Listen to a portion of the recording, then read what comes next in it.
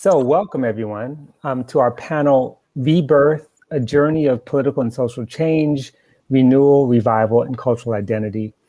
We have a stellar group of panelists to have this conversation about these various themes, moments of possibility in the recent history of the Caribbean, and to talk about some of the various crises the Caribbean's been confronting for the past few decades until today. What we've learned from these crises, how we can, generate some sense of renewal. And these are critical questions. I mean, for me, as an historian whose main inspiration to study history was Walter Rodney and C.L.R. James, and also as someone who spent many summers with my family in Jamaica in the 70s, when Michael Manley was trying to find a way out of the IMF and World Bank debt trap. And there was all this talk about socialism.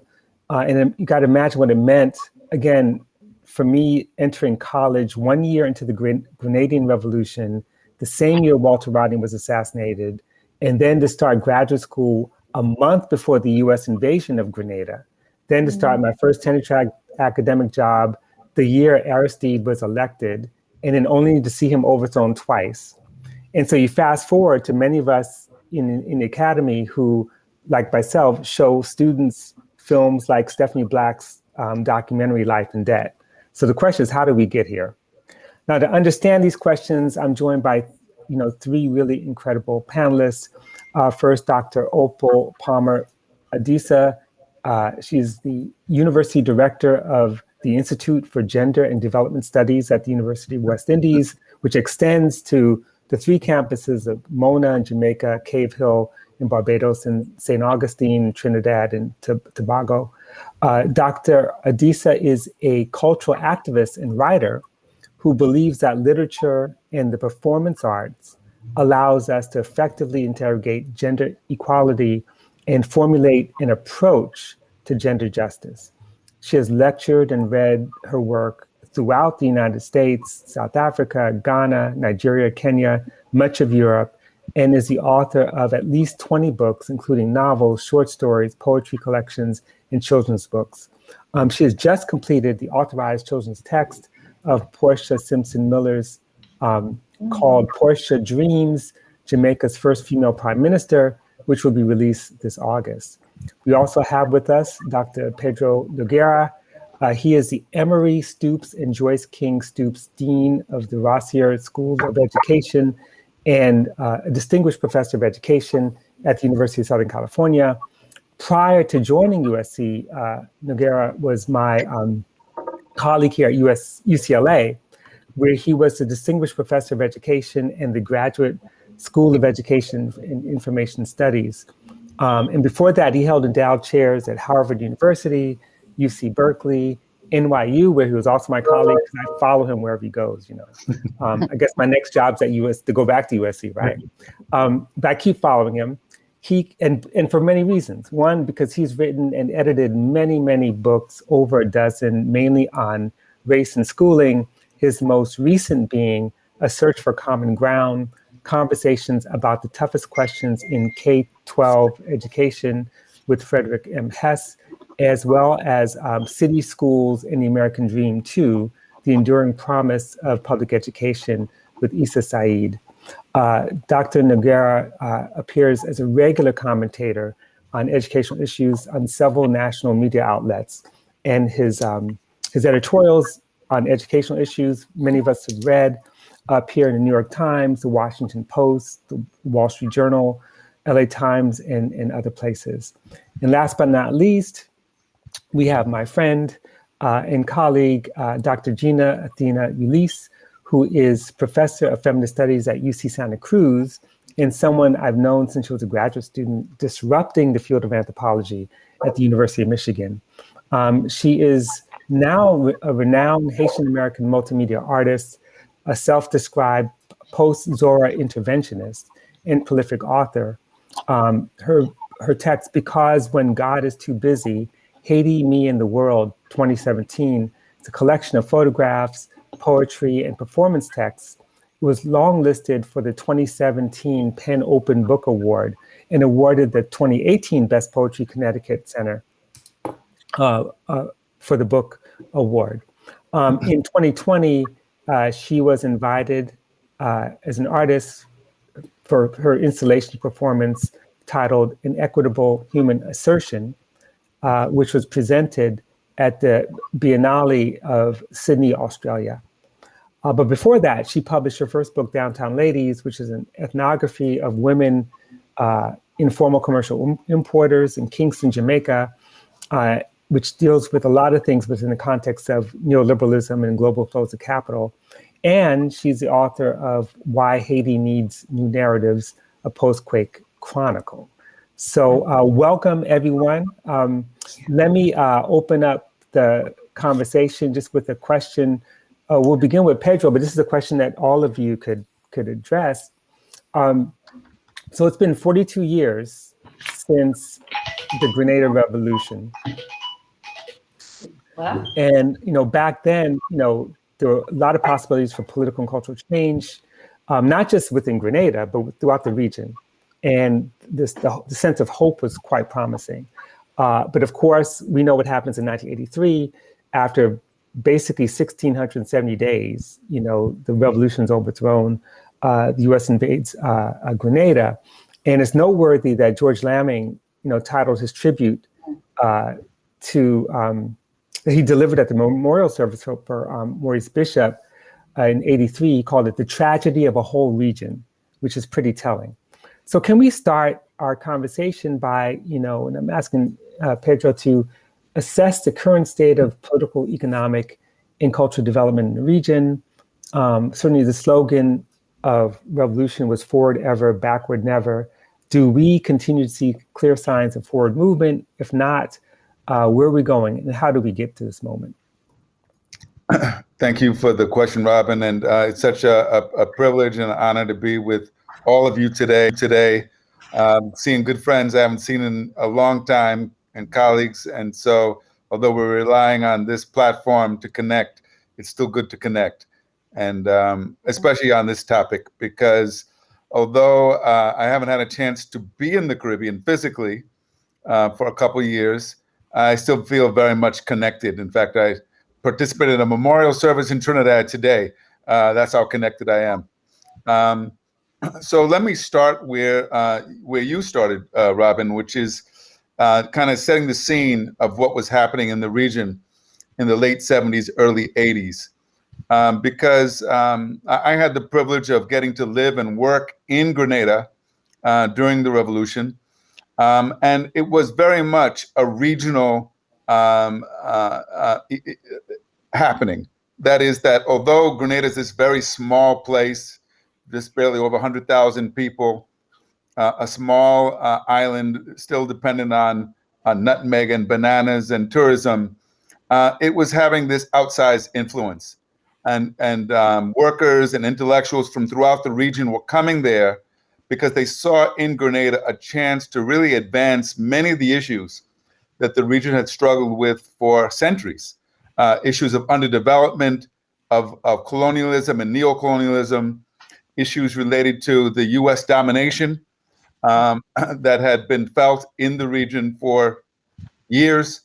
And keep in mind that as Grenada was going through its revolution, there were revolutions in Central America. Nicaragua had experienced its revolution in 1979. El Salvador, Guatemala were in the midst of their own insurgencies. And so there was a sense that the whole region was literally in the midst of change. And even though the change was taking different forms in different places, it was not just political, but it was cultural. And I'm sure the other speakers will talk to this, but there was a new narrative that was coming into birth, and that was moving beyond academia into popular culture. And I would say in many ways, reggae music in Jamaica really gave that narrative its melody and its rhythm. It was a narrative of revolution, of reaffirming of our African identity and culture, of rejecting a materialist, capitalist orientation, and a search for something new, something that was genuinely Caribbean, but at the same time that broke out of the colonial boundaries.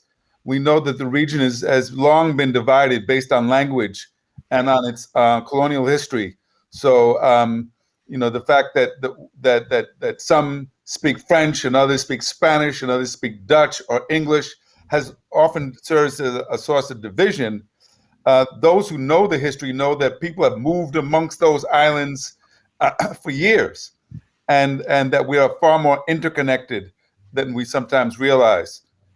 And so Grenada was a place that this interconnection was really taking hold. And for that reason, I think it really did emerge as a threat. And not surprisingly, when Ronald Reagan was elected in 1980, shortly after, they decided to declare Grenada to be a threat, and soon thereafter invaded this small island. And for those of you who don't remember, 1983, most Americans had never even heard of Grenada. I had no idea why would the United States be invading this small island. But it's important to realize that Grenada was a symbol. As a real military threat, there was nothing there. But as a symbol, a political and cultural symbol, it was a powerful one. And so I would say that if you want to really understand both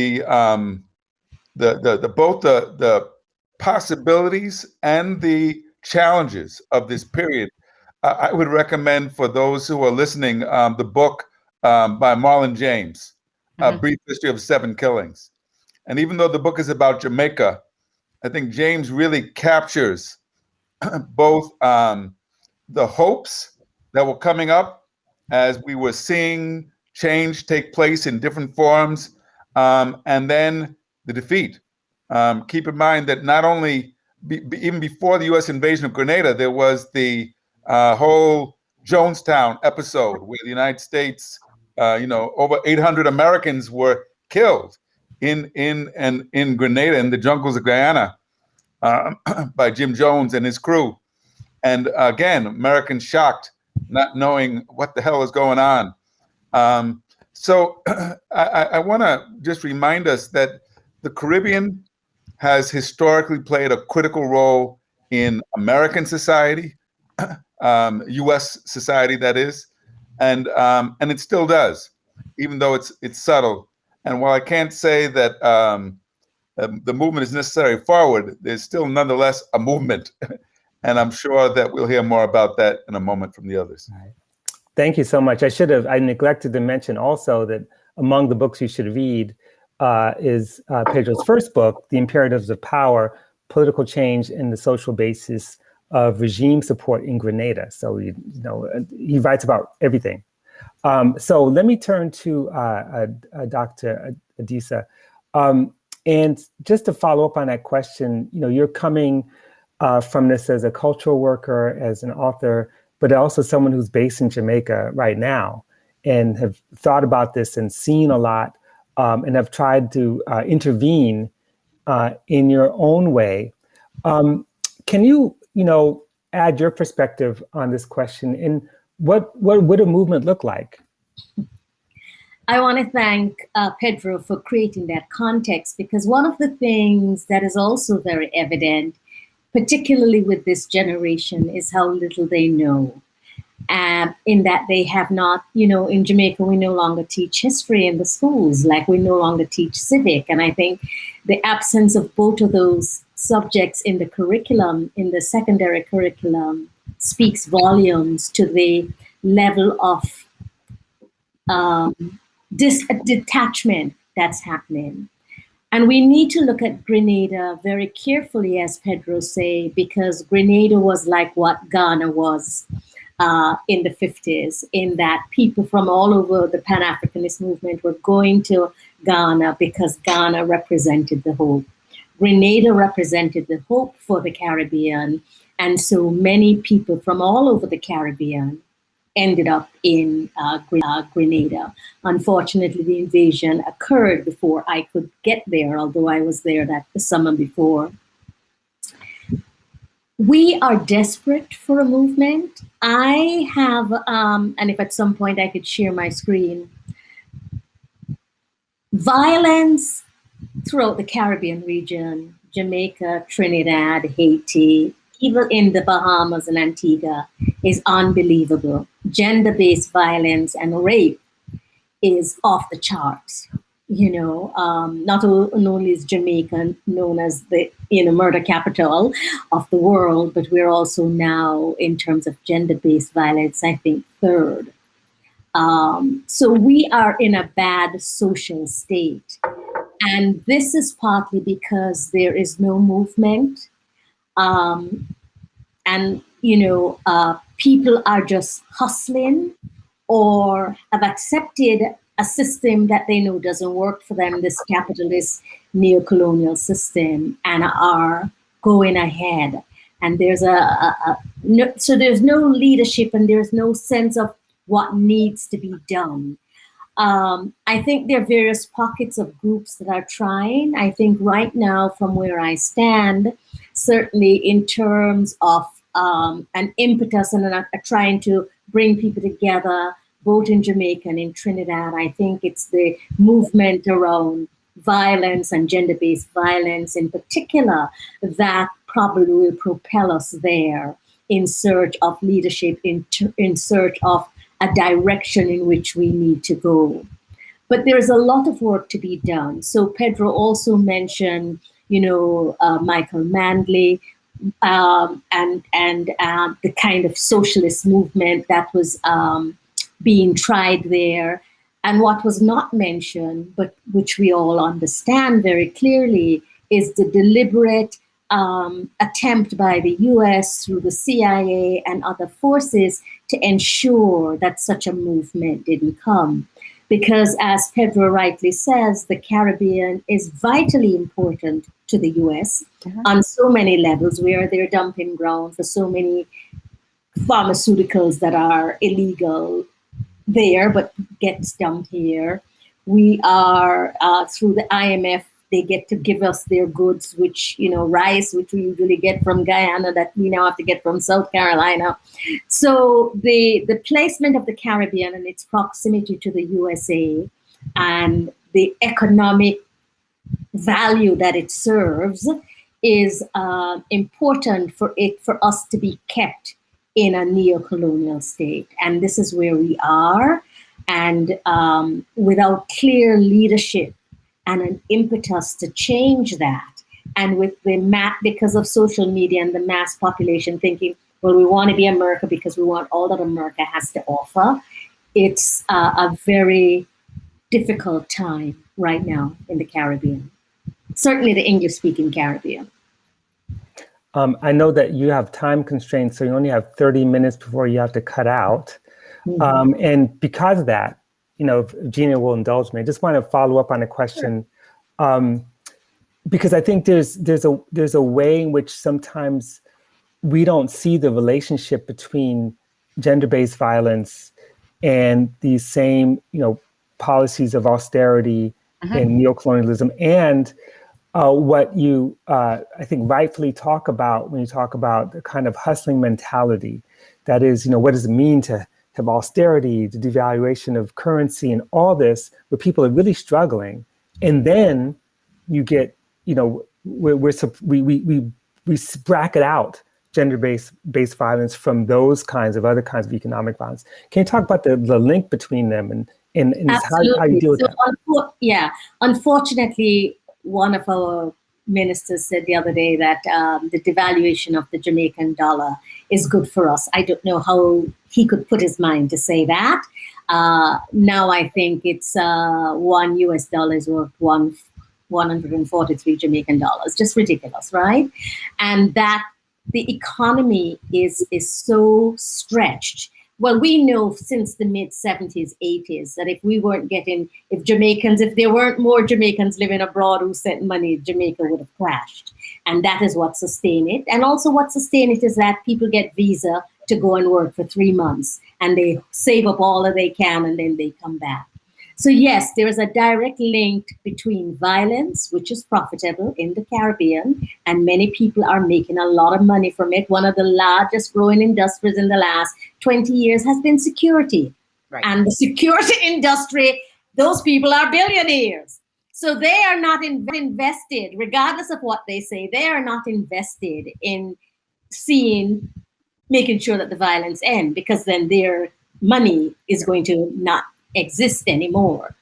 And so when people feel pressed upon, and also because of the change in times and gender equity and many men, especially marginalized, but I don't even think it's fair to say just marginalized men, feel that women are taking over and they themselves don't have a way to make ends meet, then that exacerbate the situation, and the slightest thing in the home becomes a gender-based violence situation.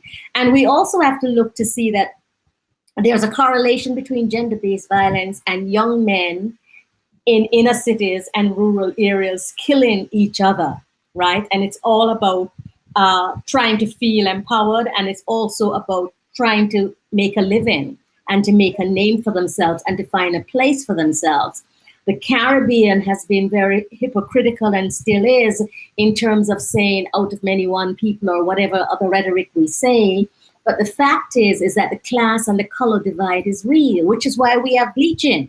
You know, if there was not an issue about being Black and African in the Caribbean, then there would not be an issue to bleach your skin. But we have definitely established and have maintained the class, color, brown class, as we call them, situations throughout the Caribbean, very much still evident in Jamaica, and certain people are limited in terms of their scope. So the majority of Jamaican, and also the way we get classified. So Jamaica, I think, is now classified as middle class, which to me is absurd, because there's still a large percentage of the population that don't have running water, don't have electricity, and don't have basic stuff. And this has been exacerbated and has been illuminated during the COVID-19, because we know that 40 to 50,000 of our children have not had school in a year and a half because schools have been closed down. They don't have access to internet. They don't have laptops or any kind of thing in order to have access. Just this week, we were acknowledging a young man of 14 who in one of the rural communities have taken over a bar and was teaching some of the children in that community because they haven't been in school. So we understand that violence and the economy, and specifically gender-based violence, are all interconnected. And any solution has to look at the interrelationship between those issues. Thank you so much. You got a lot of applause. I mean, I'm doing my own. You know? So Gina, before I forget, so when people have questions, make sure you use the question box and not the chat. So we'll start accumulating questions for our speakers. Now, Gina, yeah, who I know you have a lot to say about all these things. I mean, you're unique in that you deal with the English-speaking Caribbean, but your base in many ways is Haiti, and it's so frequent for there to be a kind of unspoken divide. Like there's the world of Haiti and there's the world of Dominican Republic, there's the English-speaking Caribbean, but you see, like I think all the speakers sort of see this as a whole.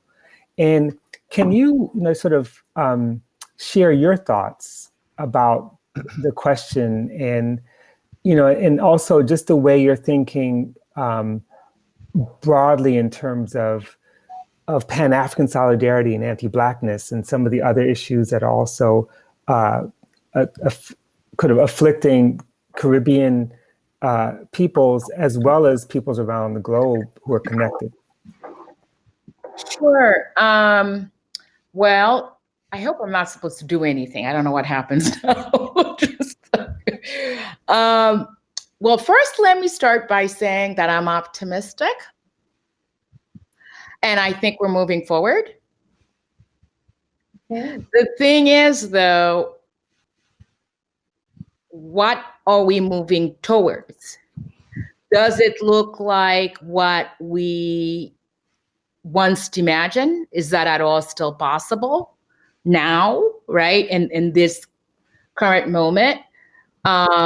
And the reason I can say that has to do with, for me, if we start by understanding Haiti and the Haitian question or the Haitian situation as one that's part of a long durée of a revolution that's unfinished, then we're moving forward, right? We're moving forward. You know, as I'm speaking to you right now, just beforehand, I was on Twitter and whatever other social media, because currently, right now, paramilitary forces, gangs, people in Haiti actually call them paramilitary forces, even though here we say gangs, because in terms of, you know, just the arms that they're carrying and then the power that they have. So there's two warring gangs that have taken over parts of Matissa, which is in the southeast of Port-au-Prince, and people literally left their homes, right? This has been going on for 4 days.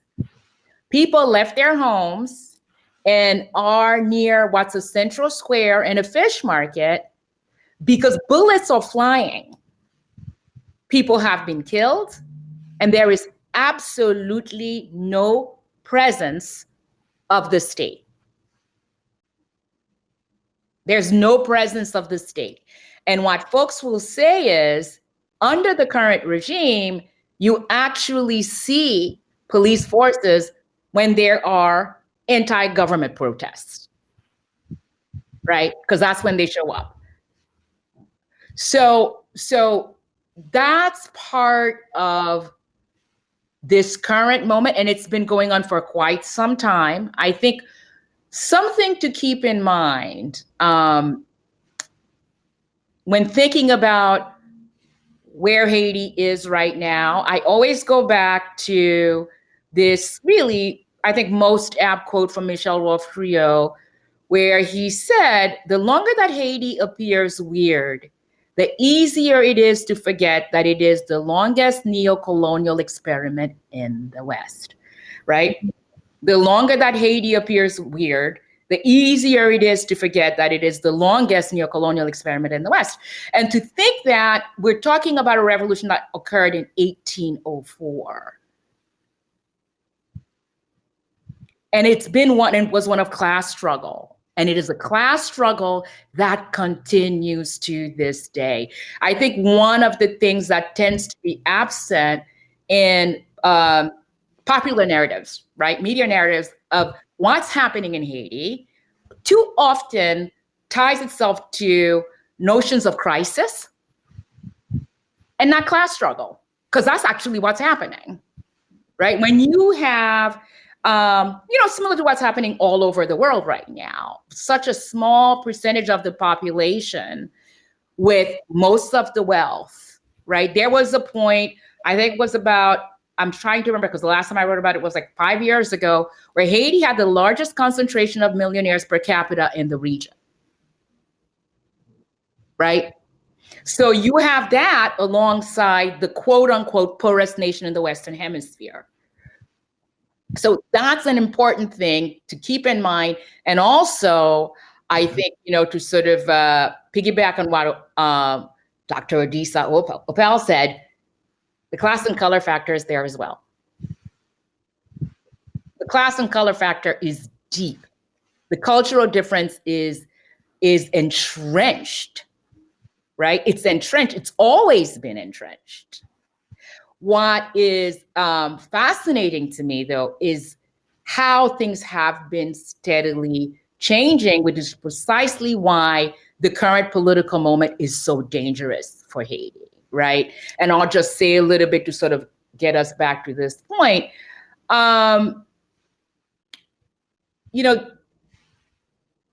Even though Creole is, the official language, everything is still done in French. And of course, you have a smaller population, a smaller percentage of the population speaks French. So, so the majority of the population is still left out. And the thing to remember also to keep in mind in Haiti right now, this is why I have a lot of the hope that I have, the majority of the population is under 25, right? And they've watched, they've heard, they know their parents' parents lived through this. So when they take to the streets, when they take to social media, when they are adamant about Haiti will be freed, there must be impunity for, these folks in government who continue to just siphon the resources that are there. The way they talk about it is they say, give us a chance, right? Give us a chance.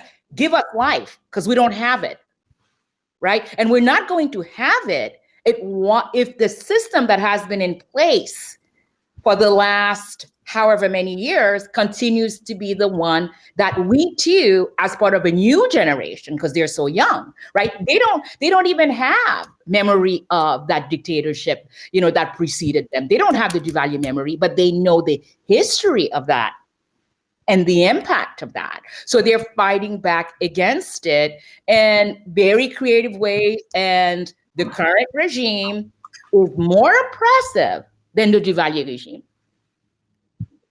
The way people talk about, the mere fact that, this is a party called Parti Tête Calée, bald-headed party. I mean, really, that already tells you you're dealing with something completely different. That's the name of the political party, bald-headed party. That's their name, right? Who take it as part of their slogan that they're legal bandits. And the way people like Sabine Lamour, who is the head of SOFA, Solidarity of Haitian Women group, says, this is no longer a state against its nation, right? Like Trujillo wrote in 1991, thinking about the Duvalier. The state is at war with the nation. And it affects every single area of life. So we're looking at it now, we're seeing it, whether we're in the Caribbean or in the US context, we're seeing, all these protests earlier this year. There were protests in 2018, right? People have been protesting against this government for a very, very long time.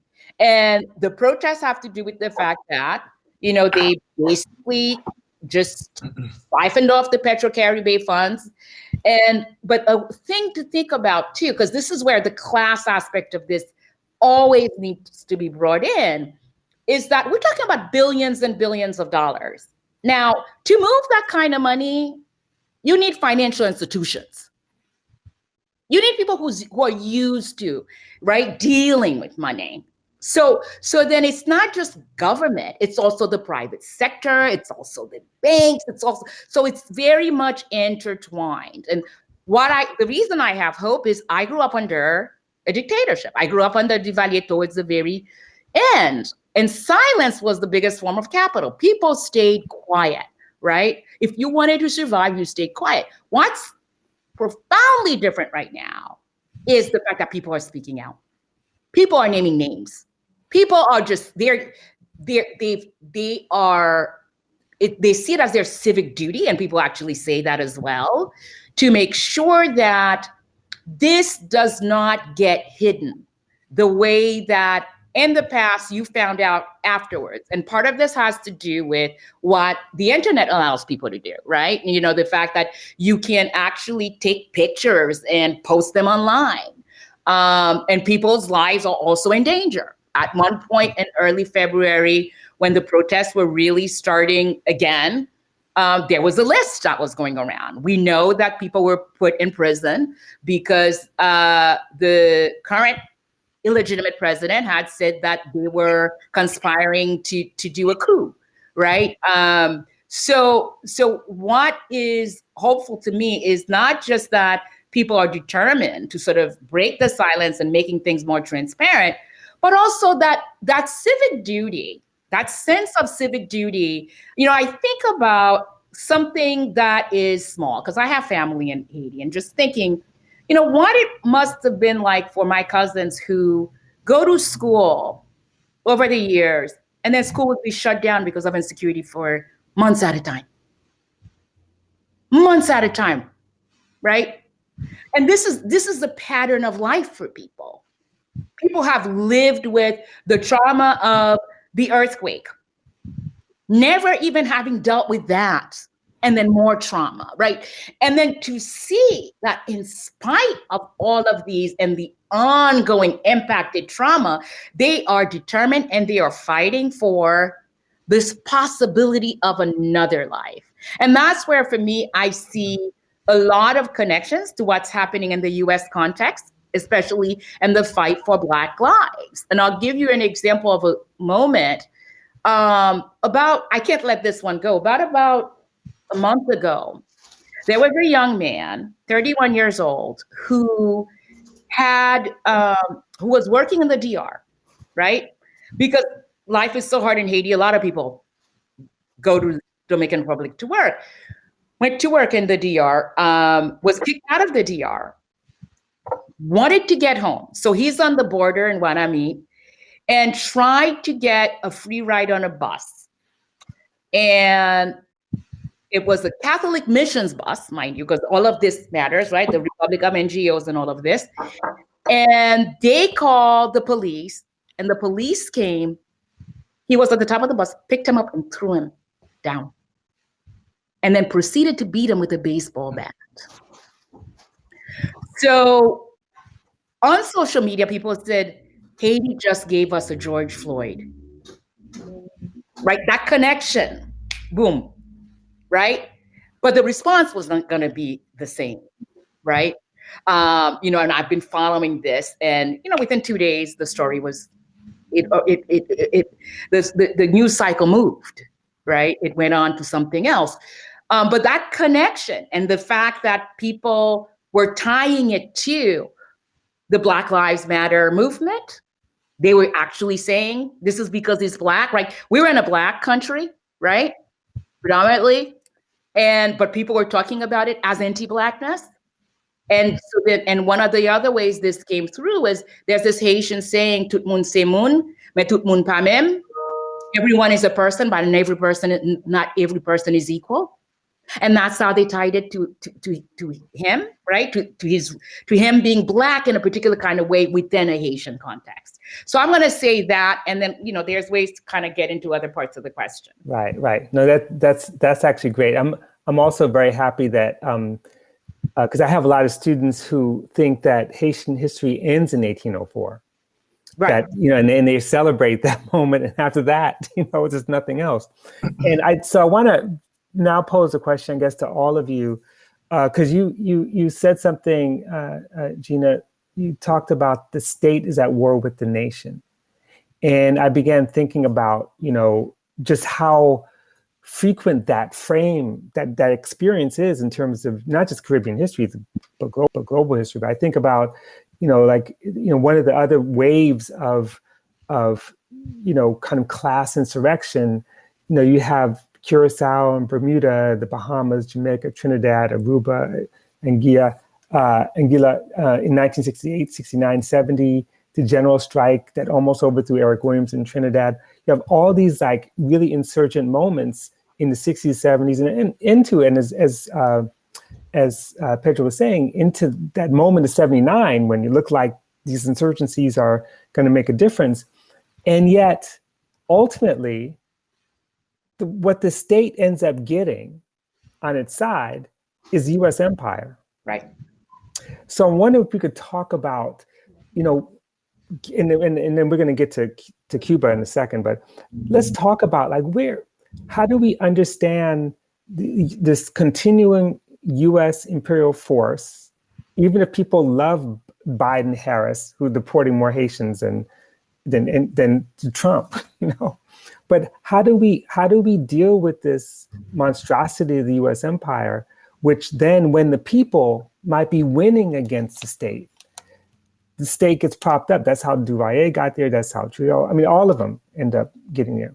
How do we deal with that? How do we understand it, and how do we deal with it? And anyone could take this. All of you could take this question. You could jump in. Because I'm going to jump off, I just want to say something. First of all, Gina, thank you for your optimism, because, and it's always good, the historical perspective, because I have to admit that some of these days I'm not feeling so optimistic. But I do believe you're right. And there are those pockets of optimism, and there are those young people in our various islands who are connecting globally and therefore are being empowered to speak up in a way. So I'm very glad for that.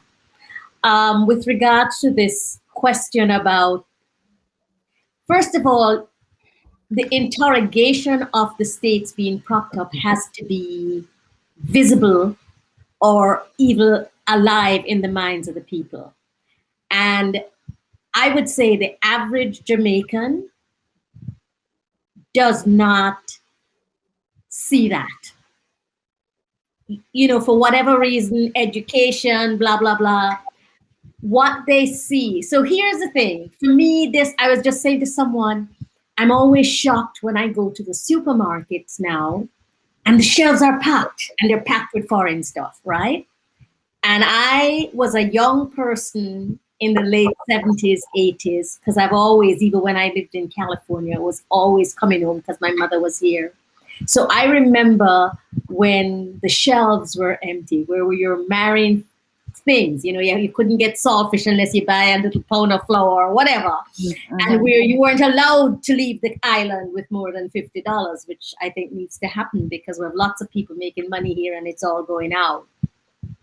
So I think what allows for that to happen is ignorance, right? Ignorance in that the people are not being educated. Rodney was expelled because he was not just at the university, he was grounding with his brothers. He was educating them about what was happening outside of the university community. There were other people who were educating them. The Rastafarian movement were also educating people about a consciousness of Africa and Africa connection. That's not happening anymore. So, you know, while the university is touted as being an activist university, all of that has to be interrogated in terms of what academians mean by an activist university. But the truth is, from where I stand, I don't see enough grounding with various communities that are happening so that the link between what's happening with us economically, socially, is connected to the imposition of the USA or the empowerment of the USA and now China, because we also have to bring that into the picture. So, you know, that I think is where the vacuum and the gap exist. And we have to find a way to fill that gap in order for our people to come together and really be mobilized and energized to understand that, as Gina said, the Haitian Revolution began in 1804, and it's the largest or the longest duration testing of neocolonial imposition. So those pieces have to be connected, and thus far they have not been. Uh-huh. And thank you. If I could jump in again, there's so much on the table. Try to tie some of these threads together. I really appreciate Gina framing it as a class struggle, and that's really so apparent now throughout the region. And I just want you to think about the difference again, because we started talking, kind of rooting this in a historical setting.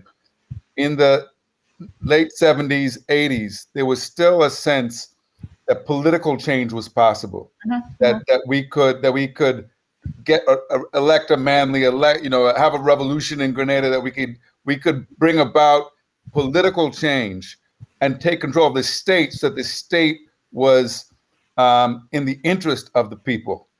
That evaporated. That's gone. The state now, elections are almost frivolous affairs. It doesn't matter which regime, which party gets elected. Nothing's going to change. And I think COVID really exposed that, because the people were basically left to fend for themselves, because the state, there was no health infrastructure, there was no provision for the people. The people had to fend for themselves. And so the only thing that the state has left is the security apparatus that you talked about, is the ability to perpetrate violence against the people. But I'm also encouraged by Gina's take that there's optimism, that people aren't just taking it, there's resistance.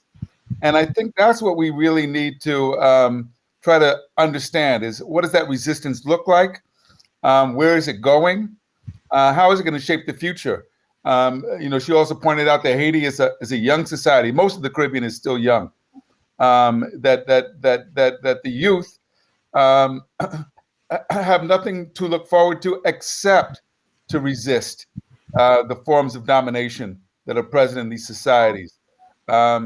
The thing we haven't touched on as much right now is the question of immigration, because there is a reverse migration occurring in many parts of the Caribbean. You see it especially in Jamaica, where people like Opal, she epitomizes it, right? That they're gone foreign and they come back now with their degrees, but there are a lot of people who have come back to the Caribbean, who've retired, who are not dependent on the economy because they have pensions from the states to support themselves. But what role will they play? Will they be satisfied just looking out for themselves and their interest, worried about how to protect themselves from this violence that's brewing? Or will they see themselves as part of these societies that are in a state of tumultuous, fervent because of the fact that so many people have been left out? So I'm not sure. I'm encouraged, Gina. You're much more connected than I am. But you say you're connected on Twitter with these movements for change, and it's really encouraging, because usually the news in the mainstream coming out of Haiti is bad. There's nothing to give you a sense of optimism. But Haiti has this very important historic role to play in the Americas, and especially for African Americans. And I think, and I hope, it will continue to play that role of serving as a source of inspiration in the years ahead. Opal, did you want to say something?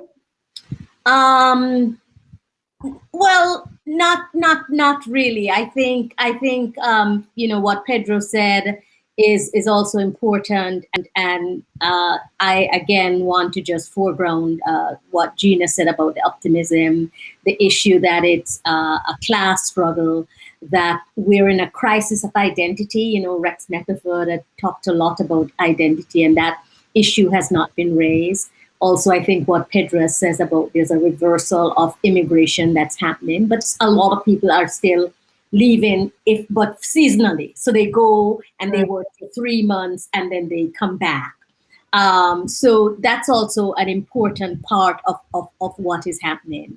And unfortunately, I need to go and join. I was double booked, unfortunately, and I need to go and join.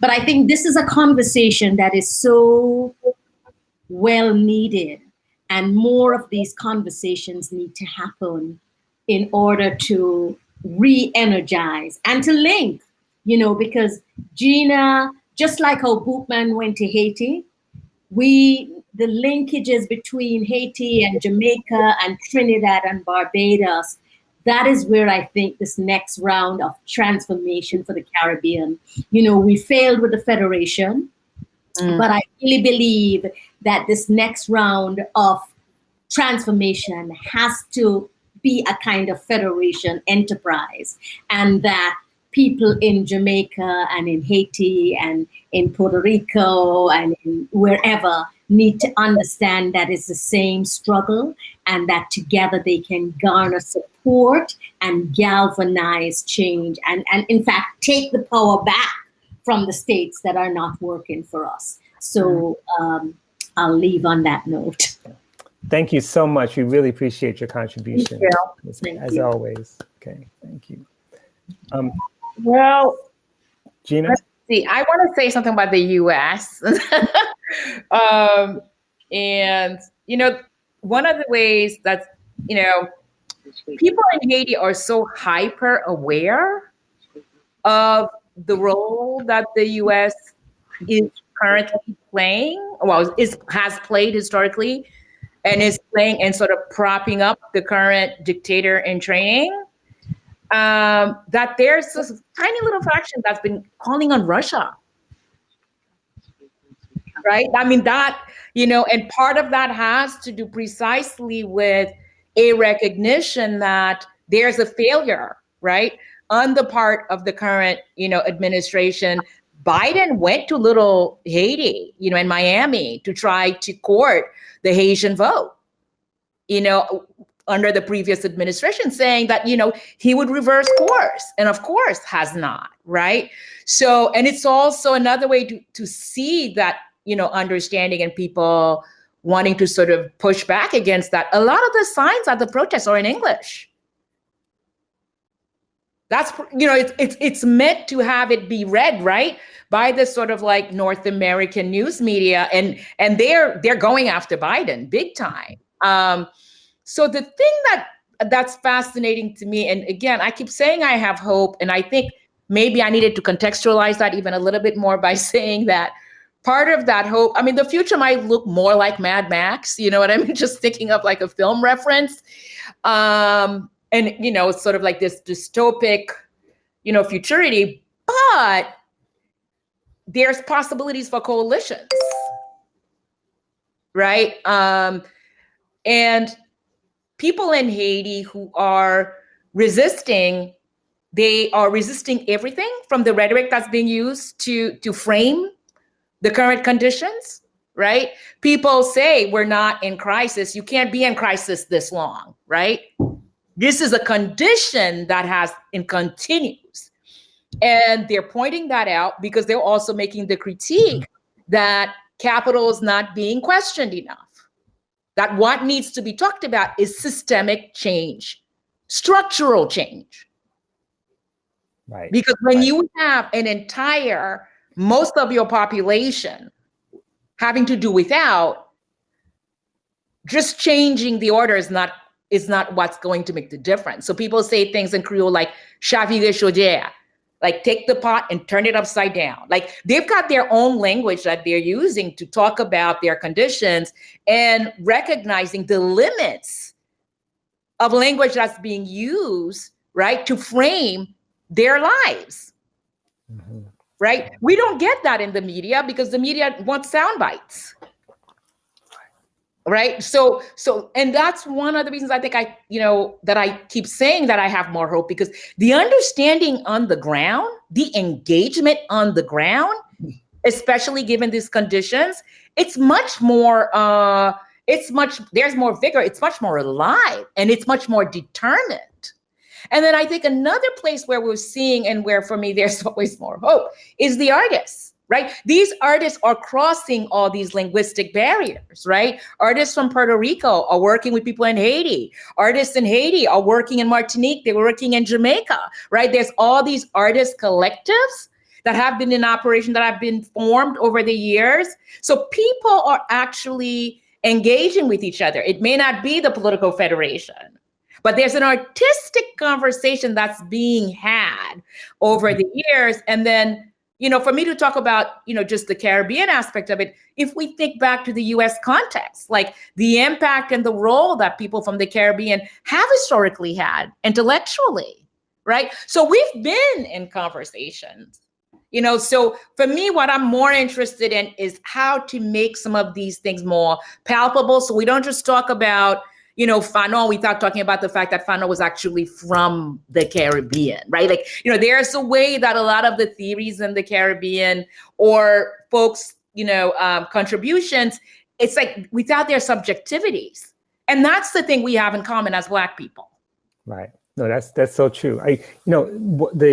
One of the things you said so much, but one of the things you said actually is a perfect segue to the first question. And let me just frame it a little bit. So you mentioned Haitians turning to Russia, that is turning to some other country for solidarity and support. Now, of course, one of the things that the region had, one of the places the region had for so long and still has, but it's not the same thing, was Cuba, right? So the idea that of tricontinentalism, for example, the fact that you see pictures of Maurice Bishop with Castro, and with Michael Manley walking, so where is Cuba in in the way we think about this space.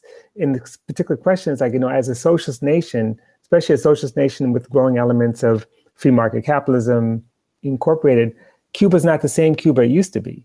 But Cuba was a place that sent arms, aid. Venezuela was that, still is, but not to the same extent. Where is Cuba in our conception of how we've got here and where we're going? Anyway, either one of you can jump in on this. Well, let me just say very quickly, and then I'll give it over to Pedro. The medical folks that have had the most sustained presence in Haiti, Cuban doctors. Still. Right? And when people in Haiti are desperate, and if they're able to, that's where they would go. Right. And that's why the U.S. was expelling all the Cuban doctors, and Cuba came up with its own vaccine. It's at the blockade again. Pedro, any thoughts? Yeah, I'm glad you raised it because I think I also am in touch with folks in Trinidad who are saying that they're desperate for the Cuban vaccine, and I'm happy that one is making his way because otherwise they would have nothing. At the same time, I think Cuba is in trouble because as a society itself, it's frozen, and you can't freeze things. And those who've been following Cuba know there's a movement growing in Cuba as well, and it's a Black movement calling for change, calling for opening. And it's not clear what kind of opening people want, but they want to be able to. There's a music video that's created by several Black artists in Cuba that came out a few months ago. Instead of Patria Muerte, which was the slogan, nation or death, they say it's called Patria or Vida. They want a country that promotes life. And I've spent time in Cuba as well. And I know that, one of the hard things for those of us who have seen Cuba as an example of what's possible is that for those who live there, life is often not provided the kind of sense of hope and possibility that we would hope for, and why you still have so many people desperate to leave the country. So I don't know where political change is going to come from in Cuba right now. I don't know if it's going to come from the state. I seriously don't think so. And but I do know there's a clamoring for it from below, and it goes back to Gina's point before. Cuba's a young society. It's a racially stratified society. People have not looked closely at the racial dynamics of Cuba, but the fact is, when you're in Cuba, the people who are most left out are the Black Cubans, and that is not a sustainable future for Cuba. So Cuba still represents, I think, in many ways, possibilities for a more humane future, especially because of its commitments in health and education. But with respect to culture and society generally, people in Cuba are looking for some alternatives. And I don't know where they're going to come from, but it's similar to what Gina said about Haiti. They're not just going to settle for the status quo. And that creates a lot of uncertainty, I think, about the future. One other question that came up, very specific question just about how to combat colorism, and all the various manifestations of that, especially, and this is my own little twist to it, how do you combat colorism in a thoroughly marketized economy that's selling it everywhere? Any thoughts about that issue? Or even if you think it's That's been, well, you go ahead, Gina. I just think that's one of the fundamental contradictions of the Caribbean from the very beginning, because Black people have historically been oppressed and not just on the basis of where they came from, but of our very identity. And that is still rooted in the society. And that's why the movement to affirm Blackness and to affirm Black culture is still so important, because we know anti-Blackness is real. Right. Even in societies that are like in the Caribbean, where there are Black people in positions of leadership, there's still deeply inbred anti-Blackness as well. And I'm not sure if it was Opal or Gina who talked about the skin bleaching that occurs in these countries. It's shocking that this is still happening, but you see it at the highest levels, and it's not just the Dominican Republic; it's other society parts of the Caribbean as well. Yeah, I mean, I think wow, I wrote about this in Downtown Ladies, so it remains a most important question. I think it. Right? Part of our liberation won't come unless we deal with the color question. Those are sort of tied to each other. It's there in Haiti too, right? It's anti-Blackness is global. We know that. It's everywhere in the world, right? It's in Africa. It's everywhere. I think I'm trying to remember where I saw this. So. There was a meme thing that came through recently, and there was, because at the protests that have been going on in Haiti, some young people have taken to recognizing the spirits.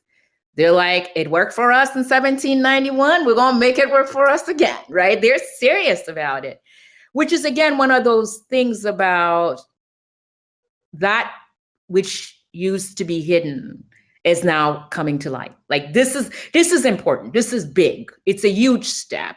And of course, the pushback is, why would you want to bring the voodoo out? And, the perception of this and the perception of that. Except for the new generations. The new generations is like, wait a second. No, this is our source of power. Right? We were taught to despise it. People are very much aware of that. So there's a reclamation project that's happening that people are engaged in.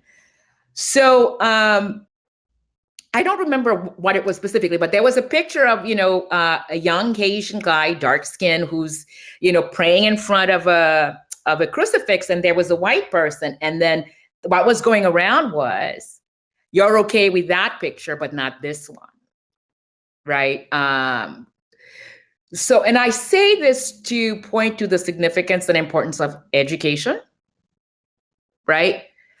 That, to me, that's it. That's the tool we have. And I don't mean education in a school system. I mean, just educating ourselves about, these histories of stigmatization, understanding that bleaching has to do with capital. Color is capital. That's what that is, right? Whether it is access to work, love, whatever you name it, it's about a trade, right? There are sign, there's material, there's symbolic meaning associated to color. And the more people come to understand that, right? And in some cases make peace with that, then maybe, we'll be, we can keep doing the work. Because I don't want to say there's some final point, because I don't think there ever is. But that conversation, those kinds of conversations, and this is a perfect moment for me to also say, the AP last year decided to drop the 4 O's to VODOU after years and years and years of people pushing for it, right? And the reason that's significant is to take this idea, right, this practice and this religion, voodoo, and move it out of the stereotype, right, in terms of VOODOO, and not disregarding the fact that in the U.S. South it actually is a religious practice too, but the association with Haiti, VOODOO, is automatically zombies, automatically pins, and so forth. So and to your point, Robin, so just thinking about visual economies. Right? Visual economy. I mean, it's like representation, right? So I see all of that as part of a longer project, but I do think what's important is oftentimes, and I remember when I was doing my research in Jamaica, people were like, oh, there's no color problem in Jamaica. It's like, it's everywhere. There's no color problem. Yes, it's everywhere, right? So the admittance of that it's there and how it manifests and what all of that means, I think is important. Well, Jemima Pierre's book shows color problem in Ghana, right. the same thing, browning and bleaching and all that stuff. So, yeah, it's still there. It's interesting, I'm going to get to another question, and I know our time's about to go, but it's interesting, I wouldn't call it, well, it's somewhat of a tension between thinking about the response, the crisis in the ongoing crisis in Caribbean history as one of class struggle, alongside anti-Blackness, because there's a way in which sometimes anti-Blackness becomes, at least here in North America, a way to evade the issue of class struggle by basically saying that the Black elite are equally oppressed as the Black working class and poor. And you would think that in the Caribbean or in parts of Africa, you would see that both of those things operate together. Anti-Blackness shapes the policies, responses, and tastes of the Black elite and those who exercise state power and corporate power. And it shapes the way the Black poor is ruled. So it's not that they're separate, but there's a way in which the class struggle element ends up being pushed to the side. And one in which your thoughts about how do we think or talk about class politics in the Caribbean, and what does this mean for ongoing political education, not just in the Caribbean, but here? Yeah, the class politics and the racial politics have long been linked in the Caribbean, but there's also been a lot of manipulation. I think of the fact that in Grenada, before there was the revolution, Eric Gary, who was a Black man and physically Black, was the leader of the country. And when he was first being challenged by the Black Power movement, he said, "Blacks already have power. I'm Black, I have power, and therefore chill." and so Blackness can be easily manipulated as a symbol, and has been in parts of the region. But as you pointed out, Robin, that the class dynamics really illustrate the continuities of the ways in which the same people who were oppressed during slavery, during the post-slavery period, are the same people being oppressed today. The same descendants. That there's been very little change. And if you look at the sectors where you see opportunity and growth, what you see is a real color line dividing who has access to good jobs in the finance sector or in tourism, and versus who is who are the maids and who are the gardeners, and so the racial politics, although they don't show up in the same ways, are still very much alive and well. I think Gina's point about religion is one that's really fascinating, because it's not just Haiti where African religion is experiencing a rebirth, but it's Cuba, it's Puerto Rico, it's throughout the Caribbean. And it's ironic that there's this, especially among young people, a real renewed interest in African religions, and in what, in Haiti they may call voodoo, but in others call Santeria, it takes different forms, but it's still very much connected to a culture of resistance. And so I think culture, interestingly, is something that we need to really pay attention to, because, and this is where I think Gina's point earlier about the optimism lies. It used to be that we looked for politics for optimism and for political expression. And now I'm hard pressed to find where can I point to see that optimism. But if I look in the cultural realm, I can see much more examples, because the resistance against these old forms of domination is very much alive and taking new forms within the kind of popular culture of the Caribbean.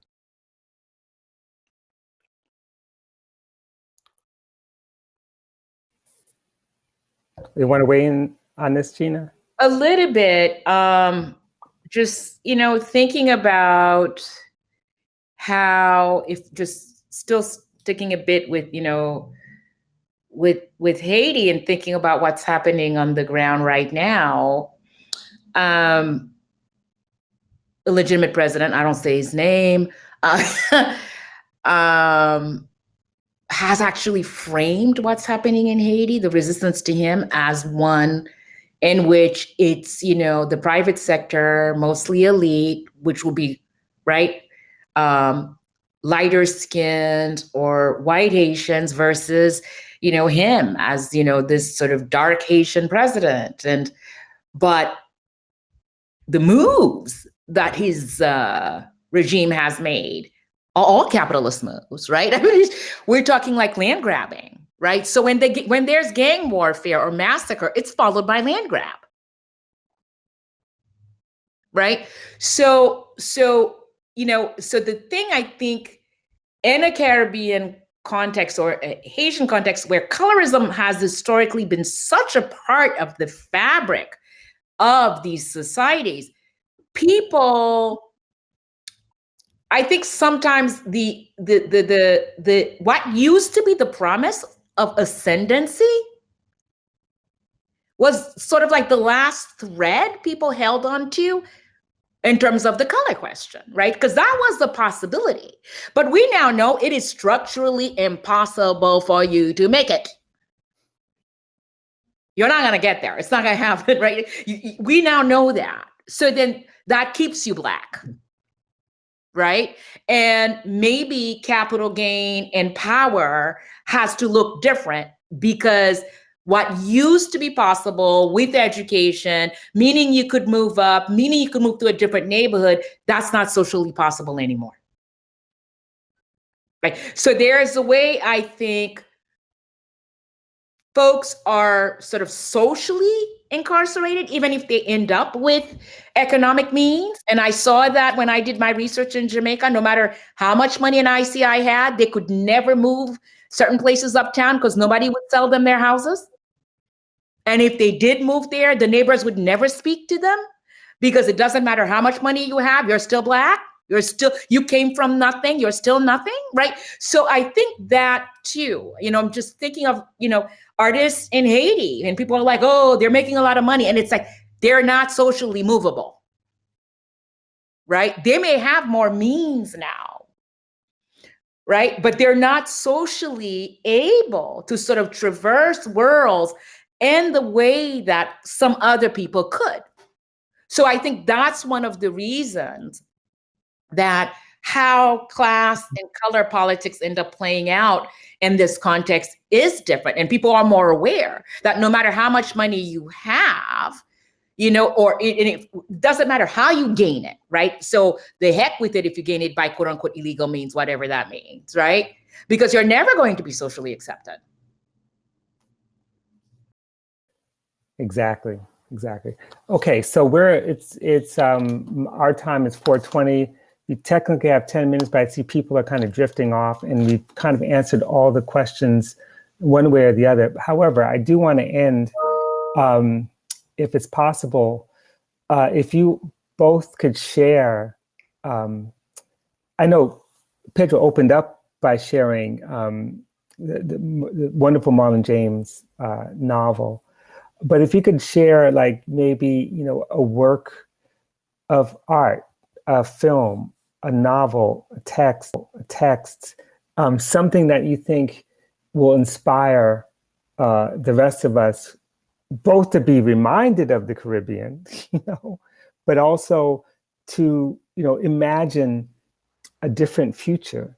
You know, it's a hard thing to do when, like I said, you know, we're at a moment where a lot of us in our classes and our discussions focus on the kind of neoliberalization of the Caribbean, on the global economy and the impact it's having on the pervasiveness of gender violence, on just a sense of hopelessness. And yet Haiti is one of those places, among other places. Puerto Rico is another one. We see these amazing insurgencies.